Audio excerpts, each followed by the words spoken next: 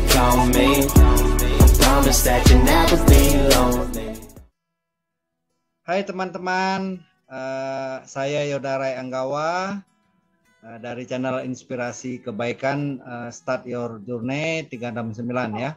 Salam kebaikan untuk semuanya, semoga semua kebaikan datang dari segala arah. Selamat datang di channel ini, dan agar mendapat insight yang lengkap soal channel ini, silahkan tonton sampai dengan habis ya. Hari ini adalah hari Kartini ya, hari kaum Hawa. Kepada ibu-ibu, kepada siapapun kaum wanita, hari ini merayakan emansipasi yang pernah diperjuangkan oleh Raden Ajeng Kartini ya. Dan hari ini sore ini sambil ngabuburit saya mendatangkan bintang tamu yang bernama Viana Simatupang ya. Nama lengkapnya Viana Basauli Simatupang, Sarjana Hukum. Selamat sore, Viana. Selamat sore Pak Rai, terima kasih udah menghadirkan saya dalam acara talk show ini. Oke. Saya terima kasih sama Bapak. Sip. Oke ya. Saya tertarik mengajak Viana ini karena luar biasa kegiatannya ya. S1-nya sudah kelar, sambil bekerja, sambil magang di banyak tempat, full aktivitas, full day rasanya, weekdays itu penuh ya. Terus sambil kuliah juga S2 di Pelita Harapan dan di UI, luar biasa deh ya. Tiada hari tanpa aktivitas yang positif ya. Jadi hari ini mungkin kita akan ambil tema soal selain buku yang dibuat oleh adik kita Viana ini yang masih sangat muda, 24 tahun ya. 24 tahun kita juga akan membahas beberapa hal soal mindfulness dan peran serta anak kekinian melihat perspektif soal perjuangan Raden Ajeng Kartini, barangkali seperti itu. Boleh cerita Viana apa yang dirimu lakukan dalam rangka soal ini? Ya, silakan. Yang saya lakukan dalam rangka masalah ini adalah bahwa kita sebagai anak muda, yang khususnya anak muda milenial, bahwa kita tidak boleh terlalu terlena dengan segala kemewahan yang ada, kemewahan, fasilitas yang ada di sekitar kita. Sebenarnya apalagi kalau dalam lingkungan keluarga, sebenarnya pasti ada lah, dikasih uang, dikasih rumah yang enak, tapi bukan berarti kita diam saja dengan keadaan yang ada. Kita harus berjuang sendiri, melengkapi dengan kreativitas, produktivitas. Sebagai contoh, orang tua saya keduanya bekerja, walaupun sekarang ibu saya udah pensiun. Tapi saya dari kuliah udah mulai belajar menghasilkan uang sendiri, walaupun sampai sekarang masih belajar. Mulai pertama aku join Oriflame oleh almarhumah guru SMP-ku. Lalu aku pernah jadi guru privat juga selama 1 tahun di Lapis Privat part-time.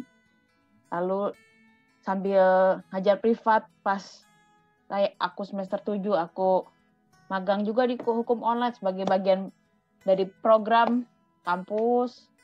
Lalu pas semester 2 untuk menambah keuangan, karena pastinya skripsi, uang tentunya habis dong. Aku bekerja di kantor notaris, Nyonya Suharjo. Setelah itu karena bentrokan dengan bimbingan skripsi, maka aku pindah ke Komisi Perlindungan Anak Indonesia dan kontrak habis Juli 2019, dan kebetulan juga aku sudah mulai persiapan untuk sidang skripsi. Lalu setelah aku lulus sarjana hukum, karena untuk mengelamar menjadi seorang guru diperlukan ijazah, bukan surat tanda lulus sementara, maka aku melamar dulu dan bekerja sementara di Sentra Aktiva Indonesia bersama rekan saya. Setelah di sana ya. Menjadi marketing, setelah mendapat ijazah, baru saya melamar sebagai guru di Modern Plus LKV Tangerang Selatan, Banten. Dan sejak Februari 2020, sebulan sebelum corona datang, karena corona, maka tempat kerja saya ditutup dulu untuk sementara, bukan bangkrut ya. Vakum, intinya vakum dulu, tidak beroperasi sementara dan tidak menyediakan kerja dari rumah, hanya menyediakan kerja dari tempat, cuman baru dilakukan setelah corona selesai, dan akhirnya saya mengajar siswa saya di Super Prof. Alhamdulillah murid saya ada belasan. Sekarang saya mengenyam pendidikan pasca sarjana saya di Fakultas Hukum Universitas Indonesia untuk melengkapi ilmu yang dimiliki sejak sarjana, dan Fakultas Keguruan Universitas Trisakti harapan untuk mengembangkan profesi saya. Sekian perkenalan dan cerita dari saya. Wassalamualaikum warahmatullahi wabarakatuh. Iya, Viana. Ini kan Viana begitu banyak aktivitas ya. Aktivitasnya saya lihat luar biasa deh ya. Hampir full day ya. Weekdays itu penuh ya berarti ya. Penuh ya. Nah, ya artinya sebenarnya apa yang Viana cari ya? Ini kita diskusikan selain soal mindfulness juga peran Raden Ajeng Kartini, kira-kira kalau kita misalnya connecting ya, disambungkan peran itu, apa yang Viana mau cari dan seperti apa visi misinya kira-kira agar bisa merefleksikan perjuangan Raden Ajeng Kartini di KID zaman now, kira-kira seperti itu. Boleh cerita nggak sedikit? Perjuangan R.A. Kartini menurut saya bahwa perempuan dan laki-laki itu tidak ada perbedaan. Walaupun hanya berbeda jenis kelamin, tapi tidak perbedaan dalam hal memperjuangkan sesuatu untuk berubah, untuk berbeda dalam hal yang baik. Yang seperti yang saya dengarkan bahwa perempuan itu adalah wanita adalah tulang rusuk laki-laki, karena Siti Hawa diciptakan dari tulang rusuk Nabi Adam. Jadi perempuan harus ikut apa yang laki-laki minta, atau dalam hal ini suami atau ayahnya minta. Seperti saya juga harus turut apa yang bapak saya mau. Tapi perempuan juga, kalau bagi saya, walaupun dia tulang rusuk, tapi dia harus ada sedikit kekuatan dalam memperjuangkan dirinya. Harus mandiri. Harus mandiri. Apalagi kalau misalnya seorang perempuan ditinggal suami, itu gimana mencari nafkah? Apalagi perempuan ibu rumah tangga. Bagaimana memperjuangkan anak-anaknya? Jadi tidak ada kata lemah untuk perempuan. Walaupun seperti tadi, perempuan dianggap di nomor 2. Ya. Luar biasa Viana ya. Jadi sosok Kartini di zaman now itu barangkali Viana coba lakukan ya. Kira-kira seperti itu deh. Ya. Kalau boleh saya simpulkan ya. Nah, terus Viana ada buat buku juga ya, buku pertama ini yang di buku lihat selintas isinya ya. Kesuksesan dan Panutan Hidupku, di buku yang pertama yang dibuat oleh Viana. Boleh cerita nggak soal buku ini? Buku ini menceritakan tentang bagaimana aku, seperti tadi yang aku bilang sebelumnya, tentang perjuanganku, pekerjaanku, karena aku mulai bekerja sejak kuliah, tentang ketika aku bergabung dengan Oriflame, ketika aku magang di hukum online, ketika aku bekerja di kantor notaris, ketika aku bekerja di KPAI, ketika aku bekerja di SAI bersama Bapak. Terus ketika aku menjadi guru, tentang bagaimana karakter anak didik dengan karakter yang beda-beda, aku bisa menjadikan pelajaran, menganggap bahwa ternyata aku harus belajar dari muridku. Kita masih sebagai guru bukan berarti kita justru lebih baik dari siswa. Guru justru banyak kekurangan. Kayak aku merasa dalam kesabaran masih kurang dibanding murid-muridku. Kadang-kadang masih hal kecil aja suka marah, suka terlalu memaksa.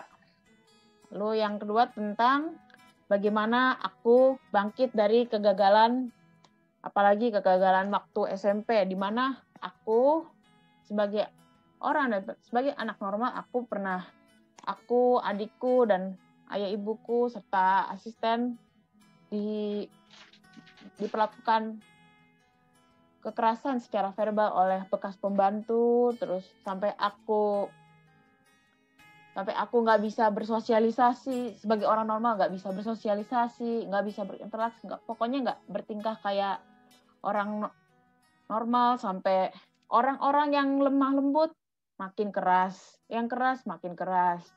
Lalu di situ aku mencari jalan gimana aku harus lebih dewasa, bahkan lebih dewasa dari umurnya. Bukan hanya dengan memecat bekas pembantu, tapi bagaimana aku menjadi lebih baik dari masa itu, malah lebih baik dari sebelum masa-masa aku disiksa bekas pembantuku. Yang kedua, bagaimana aku merintis bisnis pelajaran, walaupun masih kecil-kecil, baru aku sendiri. Terus bagaimana aku menyelesaikan masalah, walaupun banyak teman, banyak orang di sekitar. Lalu bagaimana aku menyelesaikan skripsi, yang mana aku pernah mencari data, riset dari UI sampai Perpusnas, sampai Atmajaya, dalam kondisi berpuasa 1 hari, naik kereta panas-panasan, apalagi waktu di UI, Depok, panas kereta. Terus sekarang tahu sendiri kan Pak, zona merah. Betul. Lagi panas, sedang puasa, walaupun capek, tapi aku bawa aja itu sebagai kebahagiaan, momen yang terindah. Terus bagaimana aku merawat almarhum guru SMP-ku, terus tentang ibuku yang walaupun bekerja, walaupun dia lebih kalem, tapi lebih tidak memanjakan, justru walaupun kalau bapakku kan lebih keras, ibu lebih longgar, tapi longgarnya itu dia tidak pernah memanjakan. Justru yang mendidik harus tangguh sama segala hal. Kalau misalnya dimarahin bos, biarin aja. Kalau ada susah, kamu cari sendiri.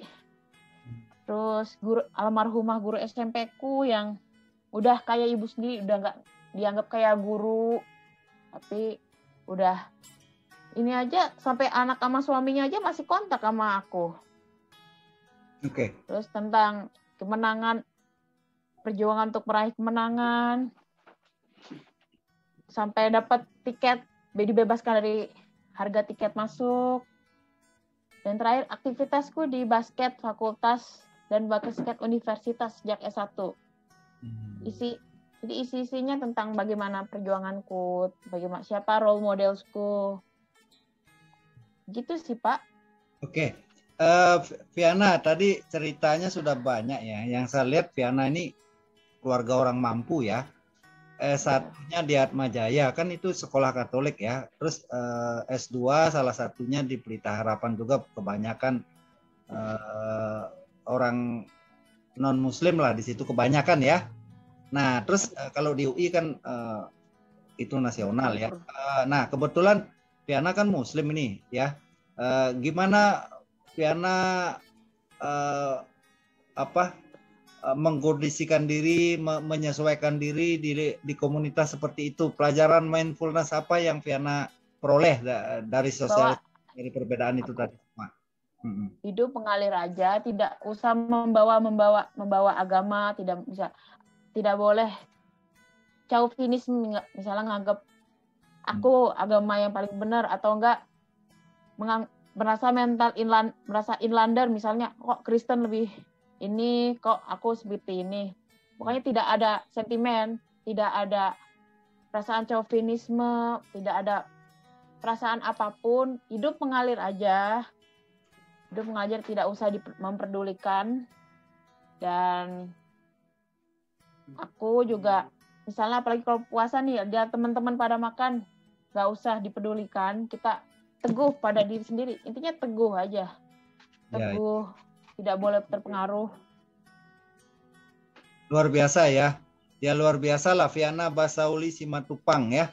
Luar biasa deh kalau menurut saya. Jadi ini adalah real model mindfulness anak zaman sekarang ya. Jadi ya kalau teman-teman adik-adik belajar soal spiritual, ada salah satu ucapan suhu spiritual bahwa usia seseorang boleh tua, tapi tingkat level spirituality yang bersangkutan belum tentu advance, bisa jadi malah basic. Malah ini ada anak yang masih muda secara usia, tapi sisi level spiritualnya bisa advance. Nah, ini contoh-contoh yang di zaman sekarang saya lihat banyak contoh seperti ini, karena itu ada istilah starseed ya, rainbow dan seterusnya gitu. Jadi Viana dilahirkan di keluarga Muslim dan masuk di banyak komunitas yang sangat terbuka gitu. Ada pesan mindfulness lain nggak, Viana, yang dirimu mau sampaikan?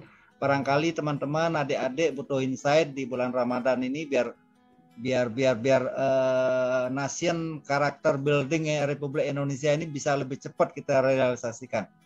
Boleh sharing, Viana? Boleh. Kalau aku tipsnya, jangan pedulikan ejekan, hinaan, atau perundungan dari orang sekitar. Boleh kita merasa sakit hati, tapi kita buktikan dengan prestasi dan kelebihan kita. Yang selain itu, pekerjaan berat, seberat apapun itu levelnya, kita harus membawa tenang. Kalau kita harus membawa tenang apapun yang kita lakukan, insya Allah itu menjadi berkah. Lelah menjadi lilah. Oke. Ibaratnya. Oke, Viana, tadi saya lupa tanya lebih lanjut. Viana waktu bercerita tadi soal masa remaja kecil ya. Di mana-mana kan bos yang kejadiannya ngebully pembantu gitu ya, melakukan tindakan tertentu. Ini dari Viana, cerita Viana tadi malah pembantu Viana yang menyakiti anak bos. Boleh cerita? Pembantu asisten. Seperti apa itu? Waktu itu saya punya pembantu rumah tangga, yang mana punya pembantu rumah tangga di mana beliau suka berbuat maksiat, suka minum-minuman keras, bermain dengan lawan jenis yang bukan muhrimnya, lalu mengonsumsi narkoba, intinya melakukan perbuatan yang tidak sesuai dengan ajaran agama. Lalu ketika itu bekas pembantu aku itu menyuruh kami untuk melakukan perbuatan maksiat, dan kami secara tegas menolak. Dari kami mendiamkan, nggak usah mempedulikan, sampai kami bersikap tangan besi, ternyata masih tidak berubah. Dan karena kesabaran kami udah habis, sampai kami memarahi pun udah habis, maka kami akhirnya mau tidak mau harus menuruti apa yang pembantu aku ikutin. Terus karena itu kami diperlakukan seperti layaknya orang yang tidak normal, makanya sampai gini, kok orang tidak normal malah mau diperlakukan kayak orang normal, bersikap kayak orang normal. Ini malah justru kebalikannya, nggak boleh bersosialisasi walaupun punya teman baik, nggak boleh berbicara, nggak boleh beraktivitas. Karena kejadian itu, maka aku yang awalnya bisa bersosialisasi, bisa tahan banting, lalu bisa mandiri, bisa matang, akhirnya berubah jadi udah matang. Ibaratnya kalau tambah umur bukannya tambah dewasa, malah tambah kekanak-kanakan parah.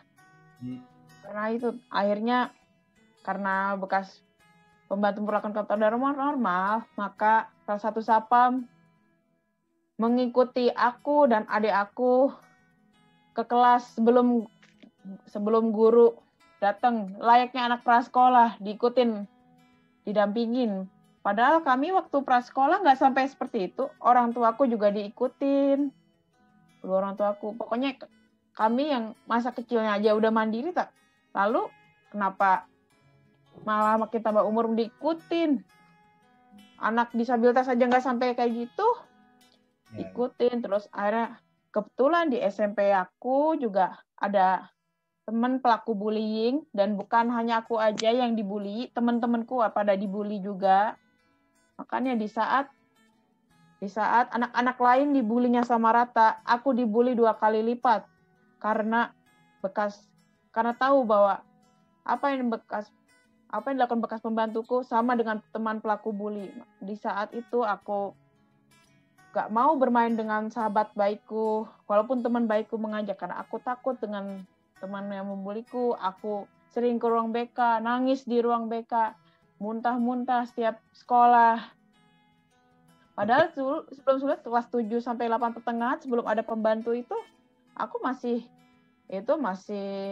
nggak usah peduliin temanku, nggak usah denger temanku. Aku buktiin aja, aku bisa juara, aku bisa jadi ketua eskul, aku bisa ini, aku bisa itu. Kok jadi cengeng, kanak-kanakan, ke bawah arus.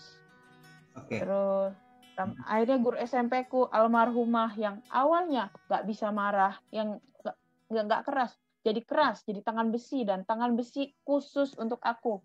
Mungkin orang-orang pada umumnya awamnya menganggapnya paling siapa tahu dia pernah keras sama orang lain. Mungkin kamu aja nggak tahu. Beliau almarhumah mengakui bahwa beliau baru pertama kali keras sama aku, adik aku, dan keluarga aku. Mengakui baru terus karena pas aku kelas 2 SMA pertengahan, karena kejadian tersebut nggak mau dong berulang terus, nggak mau dong gini-gini terus. Makanya di situ kami mengeluarkan bekas pembantu kami dan memecat karena udah membunuh kedewasaan. Alhamdulillah bisa baik-baik lagi. Waktu kejadian itu berat badanku, aku yang dulunya kurus banget tuh, kecil, kurus langsing, nggak sampai krempeng sih. Akhirnya jadi overweight gara-gara nggak bisa bergerak. Motorik kasar dan halusku hilang. Makanya waktu kelas 8 pertengahan yang mana tinggiku 165, berat 40 kilo. Waktu itu kurus banget, langsing. Akhirnya naik berat badanku dengan tinggi yang masih sama 165. Karena aku kelas 8 165, kelas 7 162, SD 160. Terus setelah kejadian itu aku aktif basket, terus aku menjadi mandiri, apa-apa sendiri. Dan karena aktif basket, berat badanku turun. Walaupun belum seideal sekarang, jadi 70 kilo. Dan tinggi bertambah 167, jadi 167 cm. Terus abis itu, maka di situ aku merasa masa SMA aku yang paling indah justru belakangan. Kalau masa SMP, awal dan pertengahan, SMA, justru di akhir-akhir aku merasa dapat surga full, kedewasaan full. Justru SMA pas kelas 3 SMA, pas kebetulan juga udah punya KTP, udah milih, punya kartu, pokoknya udah mateng lah, udah 18 tahun lah. Dan setelah itu aku masuk kuliah. Situ aku makin mandiri, aku merubah diriku. Di situ aku juga merasakan kedewasaan full, masa-masa indah full. Makanya aku suka menyebut SD dan kuliah itu surga full, heaven full. Tapi kalau SMP SMA justru half hell, half heaven. Karena tadi kekanakan paraku, aku menyebutkan sekolah menengahku half hell, half heaven. Alhamdulillah merasakan surga full. Aku bukan berarti nggak pernah dimarahin, sering dimarahin, dikritik, apalagi di lingkungan kantor. Itu mah pasti kalau di kantor. Kalau di kantor itu pastilah dimarah-marahin, ditegur. Dulu waktu kelas 8 akhir sampai ke kelas 11 awal, aku dikritik karena ketidakmatakannya. Kan setiap orang kan pasti suka bersikap kanak-kanakan, cuman kan nggak sampai parah. Kalau aku kan sama keluarga aku sampai parah banget, sampai dikritik. Saat anak lain dimarahin, maaf ya, kami memarahi kamu supaya kamu jalan yang lurus. Sedangkan aku, adik aku, ayah ibuku dimarahi karena kedewasaanmu, karena kekanak-kanakanmu, supaya kamu menjadi matang kembali. Alhamdulillah. Setelah kejadian dan sebelum kejadian tersebut, kami dimarah-marahi karena kesalahan, seperti pada umumnya, dan justru dibanggakan karena kedewasaan. Karena banggangku, karena karirku, termasuk karir di SAI, dibanggakan. Justru bos justru bos menilai secara objektif, kamu ini mandiri, cuman kamu bla bla, misalnya aku suka misalnya nggak teliti, bla dan lain-lain. Jadi cara merubah. Jadi aku bisa bangkit karena aku mau merubah bagaimana cara berpikir, cara produktif, terus bagaimana aku menjaga emosiku walaupun masih belajar. Oke, baik, karena waktu durasi ya, jadi itulah kisah mindfulness dan cerita Kartini di zaman now ya, tadi Viana Basauli Simatupang ya, luar biasa di usia mudanya 24 tahun ya, kuliah double pasca sarjana di Pelita Harapan dan di UI. Di UI ngambil Hukum hak asasi manusia. wah, luar biasa ya. Oke, mudah-mudahan sukses. Jadi buat Viana ya, puasanya lancar, Ramadannya berkah, jadi mindfulness-nya betul-betul terpancar dari tubuh kasih dan sayangmu gitu ya. Artinya kasih sayang yang diaplikasikan ya, pembantu aja begitu halus diceritakan. Jadi artinya biasanya malah sebaliknya, ini betul-betul memperlakukan Alhamdulillah as human gitu ya, luar biasa. Oke, mudah-mudahan jadi baik teman-teman ya, mudah-mudahan mendapat insight dari story ini. Jika teman-teman setuju dan suka dengan acara ini, jangan lupa komen, like, share, subscribe. Jadi bantu siapapun yang bisa diberikan kebaikan, kita bisa pay it forward kan gitu kira-kira. Jadi moto kami adalah tidak usah menunggu sempurna untuk melakukan kebaikan, dan jangan lupa setiap hari lakukan satu kebaikan. Kira-kira seperti itu. Jadi Fiona, ada lagi sebagai kata penutup barangkali?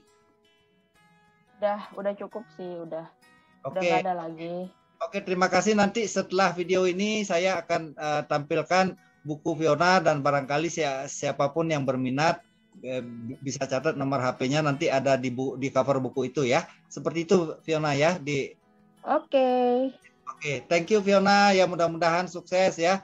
Jadi hidup harus jalan terus, mindfulness juga harus nggak pernah putus ya. Jangan lupa di PR kan. Jadi kalau apapun yang Fiona punya terus dikotok tularkan.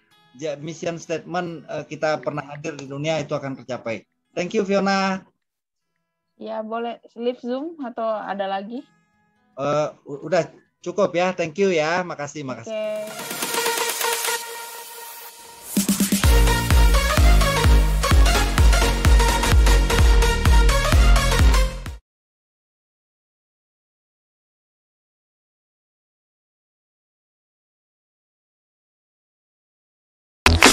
La